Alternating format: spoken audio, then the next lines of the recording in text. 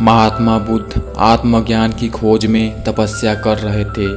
उनके मन में विभिन्न प्रकार के प्रश्न उठ रहे थे। उन्हें प्रश्नों का उत्तर चाहिए था, लेकिन अनेक प्रयासों के बाद भी उन्हें सफलता नहीं मिली। वे आत्मज्ञान की प्राप्ति के लिए कठोर तपस्या करने लगे। अनेक कष्ट सहन किए, कई स्थानों की यात्राएं की, परंतु जो समाधान उन्हें चाहिए था वह उन्हें नहीं मिला। तपस्या करते करते वे थक गए। उनका मनोबल टूटने लगा। वह सोचने लगे, धन, माया, मोह और संसार समस्त वस्तुओं का भी त्याग कर दिया, फिर भी आत्मज्ञान की प्राप्ति नहीं हुई। क्या मैं कभी आत्मज्ञान की प्राप्ति नहीं कर सकूंगा? मुझे आगे क्या करना चाहिए? इसी प्रकार के अनेक प्रश्न बुद्ध के मन में उठ रहे थे। तपस्या में सफलता की कोई किरण दिखाई नहीं दे रही थी। वे उदास मन से इन्हीं प्रश्नों के बारे में सोच रहे थे। इसी दौरान उन्हें प्यास लगी। वे अपने आसन से उठे और जल पीने के लिए सरोवर के पास गए।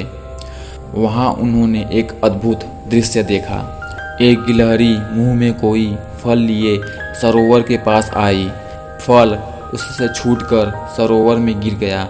गिलहरी ने देखा, फल पानी की गहराई में जा रहा है। गिलहरी ने पानी में छलांग लगा दी। उसने अपना शरीर पानी में भिगोया और बाहर आ गई। बाहर आकर अपने शरीर पर लगा पानी झाड़ दिया और पुनः सरोवर में कूद गई। उसने यह कार्य करना नहीं छोड़ा। बुद्ध उसे देख रहे थे, लेकिन गिलहरी इस बात से अनजान थी। वह लगातार अपने काम में जुटी रही।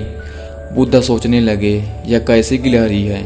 सरोवर का जल यह कभी नहीं सुखा सकेगी, लेकिन इसमें इतनी हिम्मत है। यह पूरी शक्ति लगाकर सरोवर को खाली करने में जुटी है। अचानक बुद्ध के मन में एक विचार का उदय हुआ।